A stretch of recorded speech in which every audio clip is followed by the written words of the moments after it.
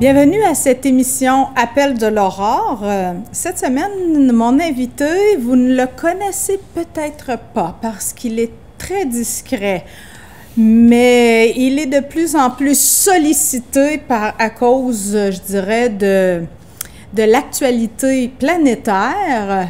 Je vous présente M. Francis Petit. Il est le coordonnateur, le responsable. Quel est le titre exact? Directeur intérimaire, directeur général par intérim, puis coordonnateur. De l'association CAIBF, communément appelée Comité d'accueil international Bois-Franc. Exact. Merci d'être là, d'avoir répondu à mon invitation. Qu'est-ce que ça fait un comité d'accueil à Victoriaville d'abord? Depuis combien de temps?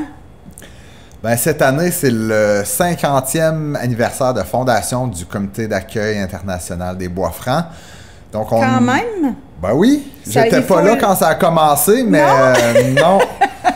Je m'en doute. On a rencontré d'ailleurs les membres fondateurs la semaine dernière. Oui. C'est riche d'histoire qu'on veut reconnaître là, cette année aussi leur contribution riche à la communauté. Le comité d'accueil, ce qu'on fait, on accueille les nouveaux arrivants dans la région qui arrivent de différents pays, qui arrivent de différents contextes, des travailleurs immigrants. Oui. Des réfugiés, des demandeurs d'asile, des étudiants internationaux aussi. Donc, avec un paquet de partenaires, un ensemble de partenaires, on contribue à l'accueil, l'intégration et l'installation des personnes immigrantes dans la région des Bois-Francs, Arthabasca.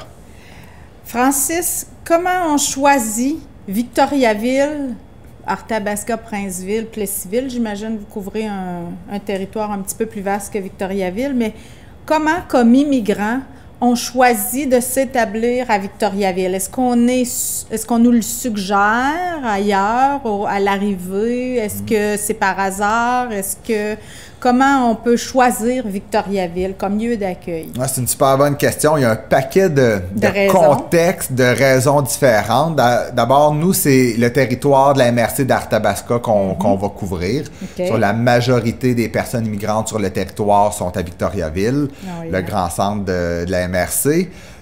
Si on parle des réfugiés qui sont pris en charge par l'État, qui sont historiquement une bonne partie des gens qu'on accueille au comité d'accueil, qu'on accompagne, qu'on soutient, ces gens-là vont partir d'un contexte de guerre, donc différents pays, puis eux ne choisissent pas leur destination, donc ils vont arriver, ils vont fuir leur pays. Par exemple, si on prend l'exemple du Congo, ils vont fuir dans un pays limitrophe, puis là-bas, ils vont être pris en charge par le Haut Commissariat des Nations Unies pour les réfugiés.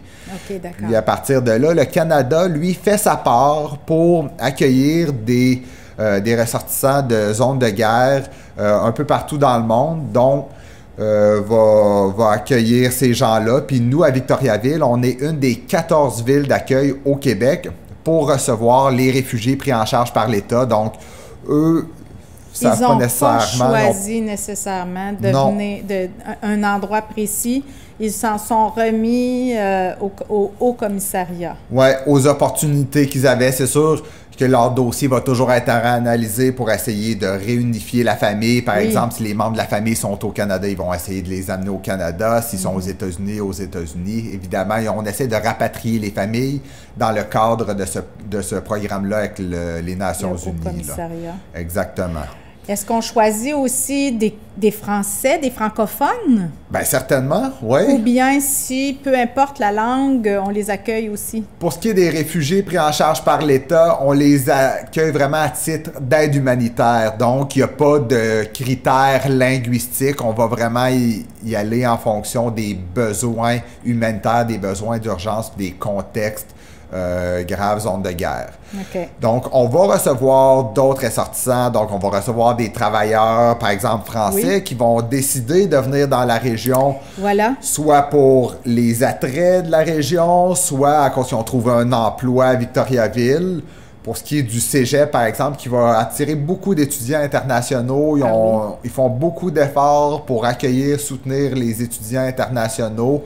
Puis une fois que les étudiants sont au cégep, ils peuvent demander de devenir immigrants ou d'immigrer dans la région? Est-ce que c'est comme ça que ça fonctionne? Bien, En fait, ils vont venir ici comme étudiants internationaux avec un visa. Là, il y a différents contextes légaux dans lesquels les gens peuvent venir ici. Ils peuvent arriver avec dépendamment des ententes, j'imagine, entre les pays puis entre les...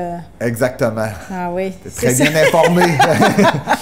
Donc, il y a certains pays pour lesquels ça va être plus facile de venir ici. Donc, s'ils choisissent de venir à Victoriaville, ils vont arriver avec un droit, un visa d'étudiant qui va leur donner le droit de rester ici de façon temporaire. Ils pourront retourner en France ou faire des démarches pour éventuellement régulariser leur statut, obtenir la résidence permanente et peut-être rester au Canada à plus long terme. Donc, il y a différents contextes.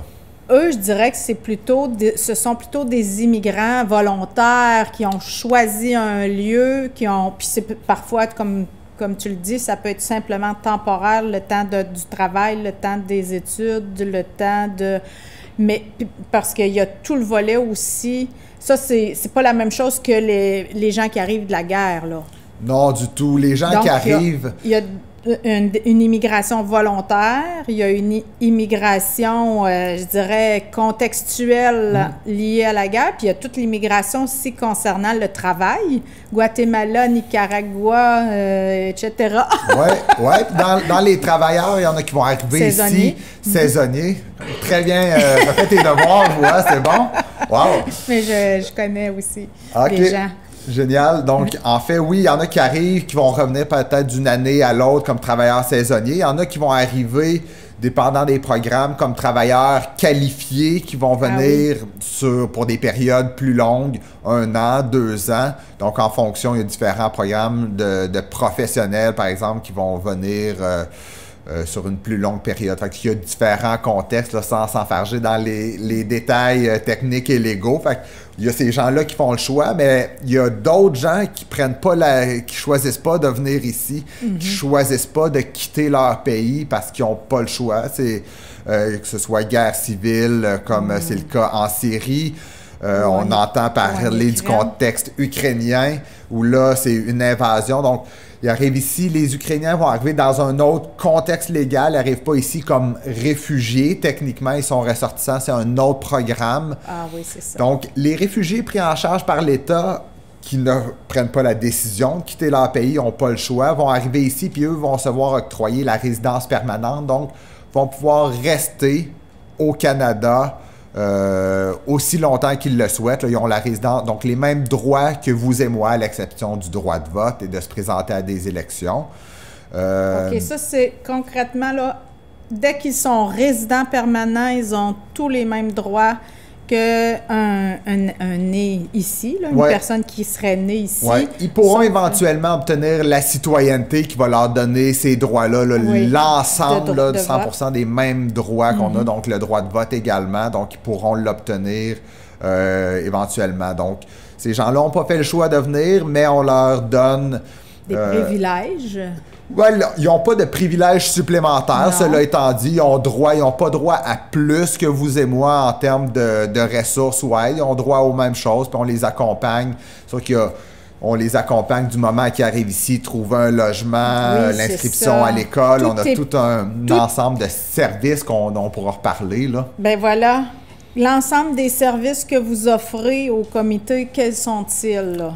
J'imagine qu'il y en a plus que ce que tu vas me décrire parce que quelqu'un dans sa globalité doit être initié à toute la vie au Québec, qu'on parle de loisirs, qu'on parle de santé, qu'on parle d'alimentation, de logement,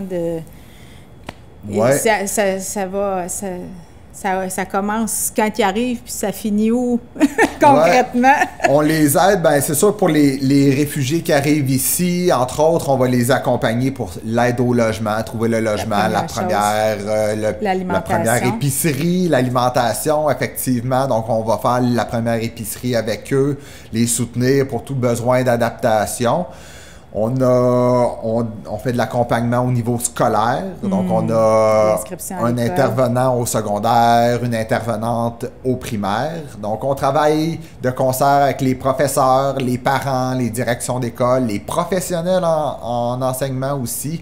Tout ce qui est périphérique, les orthopédagogues, orthophonistes, psychologues, on travaille avec eux pour faciliter. On a un rôle de facilitateurs interculturels auprès de ces institutions-là, de ces partenaires-là. Donc, le scolaire, la santé, on a une intervenante qui travaille en santé, on a une intervenante dédiée aux besoins spécifiques, pardon, aux besoins spécifiques pour les femmes.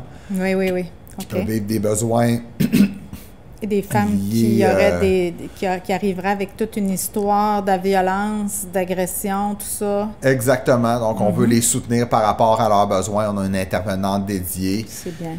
Oui, donc plein de services. La banque d'interprètes aussi. On fait des activités collectives. C'est ce que j'allais dire. Toi, Francis, tu connais l'Égyptien, le Russe, le Croate. Oui, j'ai commencé à me pencher un peu sur l'Ukrainien. C'est pas pour tout de suite. C'est intéressant, mais malheureusement, je ne maîtrise pas toutes ces langues-là. On a une banque d'interprètes d'une trentaine de langues qui peuvent couvrir des besoins là, dans la région. Là, qui parlent combien de langues, disons, concrètement?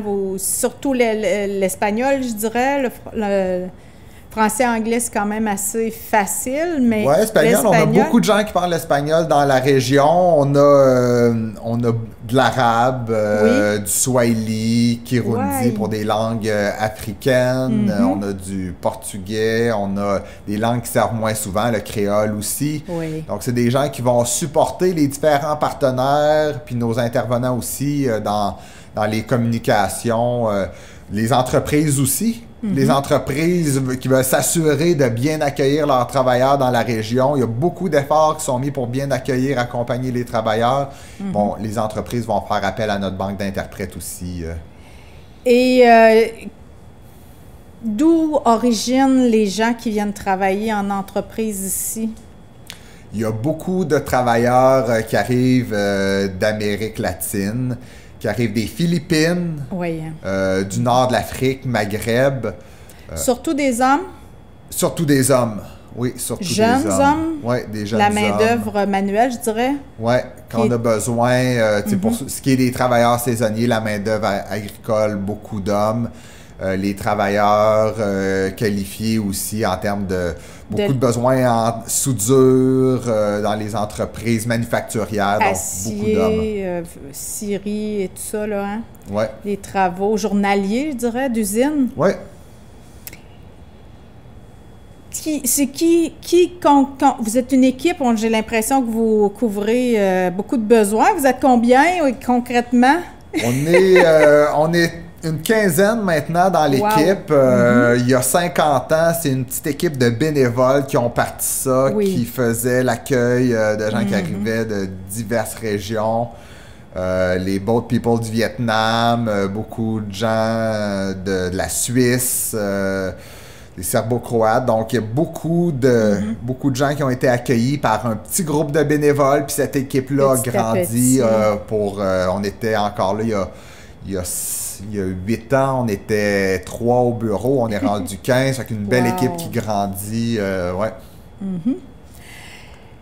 Si on vient parler concrètement la guerre, qu'est-ce qui va arriver? Est-ce que vous avez un plan? Est-ce que vous avez des prévisions? Parce que là, on entend de plus en plus parler de la guerre en Ukraine, la Russie et tout ça. Est-ce que vous vous êtes mis en mode préparation?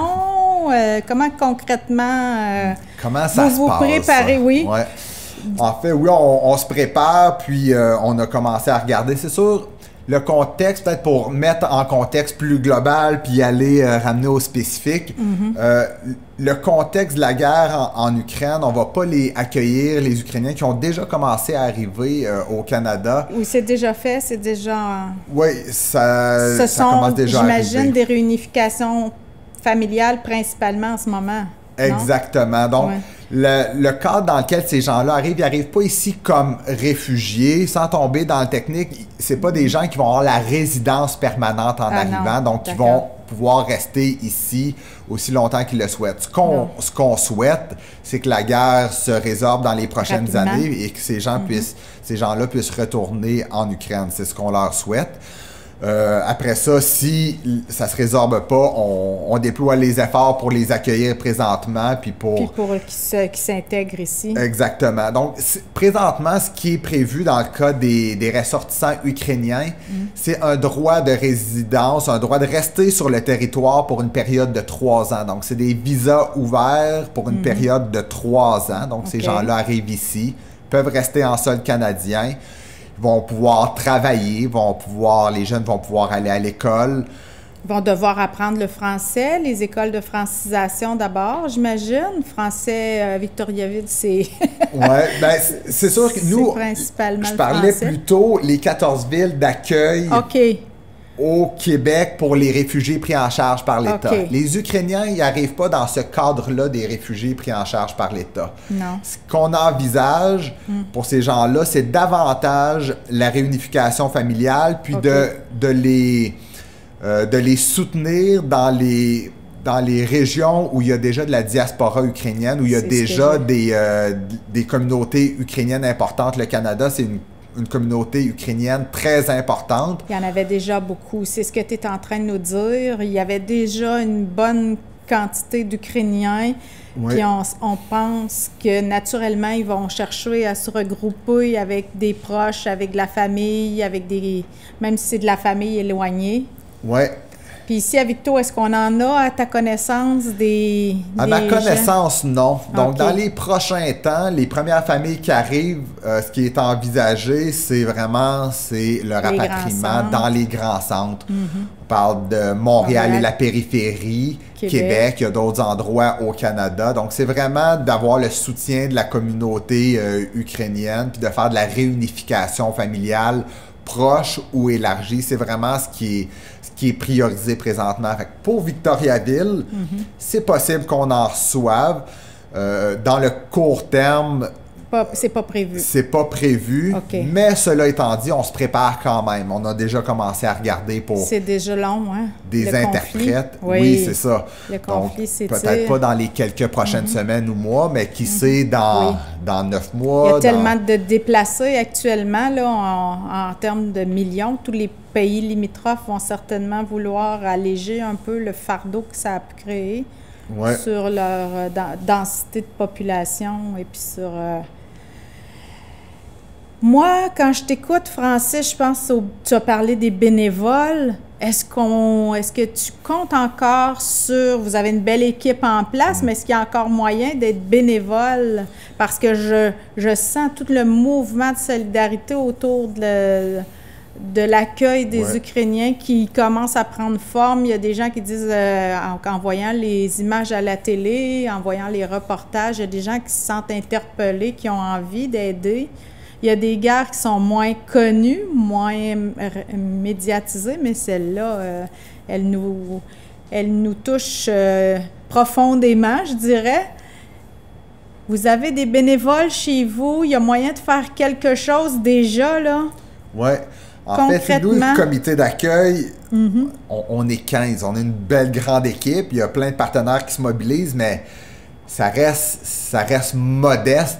L'apport qu'on fait pour l'accueil et l'intégration. Tu sais, c'est tout un effort de communauté pour accueillir ces gens-là, les intégrer, créer du lien social, créer des relations avec ces gens-là. Donc, c'est là que les bénévoles puis le programme de jumelage interculturel qu'on a au comité d'accueil favorise le lien, favorise le sentiment d'appartenance, favorise le fait que les gens se sentent bienvenus dans la communauté. Puis ça, ben, c'est grâce aux bénévoles puis aux gens qui vont faire le jumelage interculturel qu'on est capable d'aller plus loin dans l'intégration puis dans le lien social, là. Concrètement, c'est quoi le jumelage interculturel? Quelqu'un qui serait interpellé par ça, là? Oui, ben, il y a différentes façons de contribuer, puis on a reçu beaucoup d'appels de gens qui ont envie de faire des dons, qui ont envie d'accueillir des familles dans leur sous-sol. Puis oui, les Ukrainiens, on prend toutes ces offres-là en note, mais on invite les gens à contribuer auprès de ceux qui sont déjà ici, Congolais, Colombiens, Centrafricains, Syriens. Donc, les gens, puis il y en a qui ne le savent pas non plus. On a déjà ces communautés-là. Fait qu'on profite de cette opportunité, de cette visibilité médiatique-là, malheureusement, qu'on aurait souhaité ne pas avoir dans le cas de cette crise-là. Mais pour informer les gens, pour leur dire, écoutez, on n'en reçoit pas à court terme, mais savez-vous qu'il y a d'autres communautés que vous pouvez aider? Donc, les différentes façons d'aider, il y a de l'aide à la conduite, il y a de l'aide aux devoirs, il y a le jumelage interculturel où là, par exemple, vous avez envie de rencontrer une famille qui arrive de Centrafrique, ben nous, on a notre responsable du jumelage qui va créer des ponts entre une famille qui est arrivée puis qui est prête à rencontrer une famille québécoise, à créer des liens. C'est vraiment une relation d'amitié qu'on vise à créer, pas une relation de dépendance ou d'aide, mais une relation d'égal à égal pour créer des liens pérennes, là. C'est très beau, parce que finalement, c'est le meilleur moyen je dirais, de couvrir l'ensemble de toutes les offres de services qu'on aide, du loisir au sport, les enfants qui ont besoin d'être transportés, on peut facilement... C'est comme une forme de parrainage de famille d'accueil, je dirais, qu'on peut être pour concrètement, combien de familles, combien de personnes là, vous avez reçues, par exemple, dans la dernière année, combien de nationalités différentes sont représentées dans ces gens-là, ici à Victoriaville? Oui, dans la région, c'est... dans la dernière année, on a accompagné 500 personnes environ, un peu plus de 500 personnes. Donc, 65 réfugiés pris en charge par l'État, des nouveaux arrivants, des travailleurs qui arrivent ici. Donc, on travaille beaucoup avec les entreprises. Donc, c'est beaucoup de gens qui arrivent dans la région, 500 personnes qui ont eu accès à nos services, certains qui sont arrivés dans la dernière année, d'autres dans les années précédentes. Mais on reçoit quand même plus de 100 personnes dans la région. Combien d'origines différentes? On parle dans la région, là... une dizaine de pays qui arrivent de façon plus fréquente dans la région, mais on a des gens qui représentent plus de 30 pays là, dans la région. Là, mais on parle beaucoup là, pour Victoriaville et la région, là, la MRC d'Arthabasca, Congo, Colombie, Syrie, Centrafrique, France, Amérique centrale, les différents pays d'Amérique centrale, Philippines, le Maghreb aussi pour les travailleurs. Donc, une belle diversité qu'on a dans la région. Comme le dit votre slogan, faire fleurir la diversité ici, rendre notre belle Victoriaville encore plus colorée, plus diverse, c'est ça, briller par sa briller par sa diversité.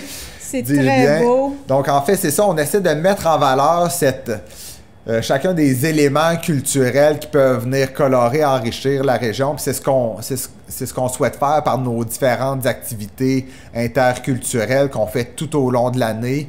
On a des activités barbecue interculturelles où on amène le jumelage à prendre forme. Les familles québécoises et immigrantes, on les invite là.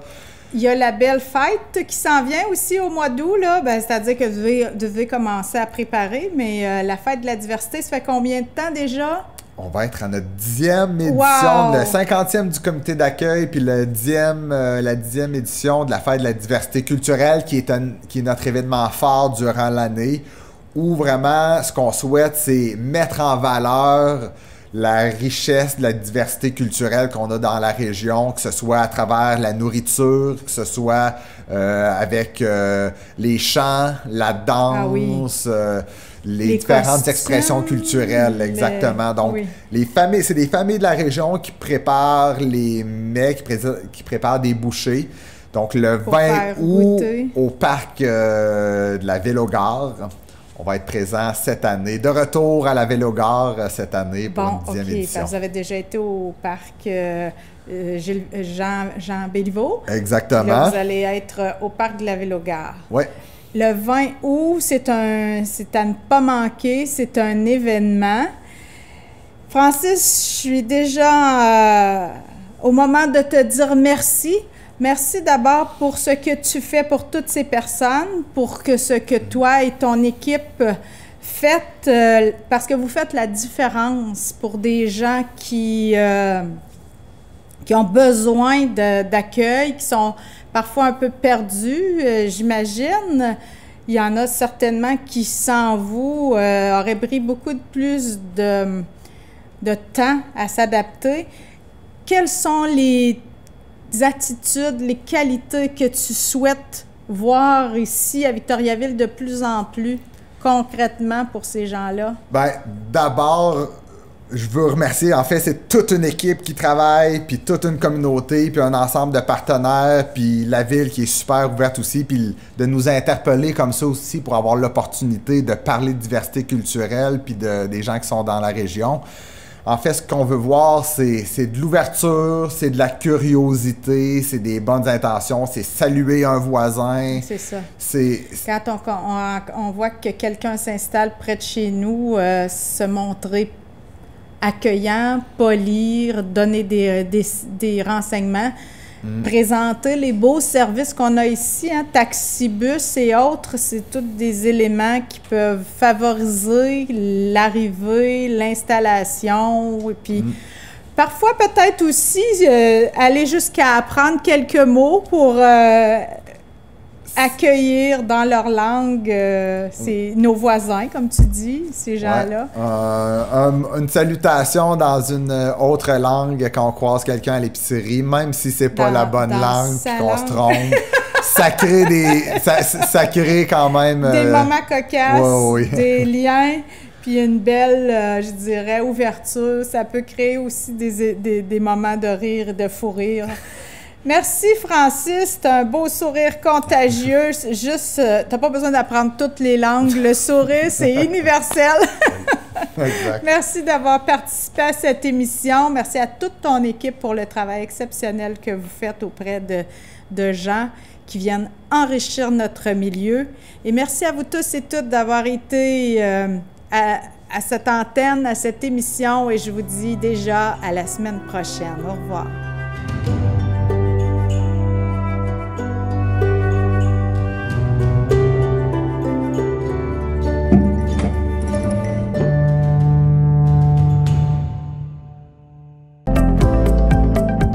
Les télévisions communautaires autonomes du Québec, ce sont les télévisions les plus importantes parce qu'elles sont proches de la communauté. On veut encourager des gens qui parlent de ce qui nous intéresse, mais aussi qui participent au développement local. Mais c'est fini le temps là, où on allait lire une affaire qui a été écrite avant hier au bout du monde. Non! Tu veux savoir ce qui se passe chez vous? Bien, ma télé préférée, c'est la télé autonome communautaire. C'est ici que ça se passe.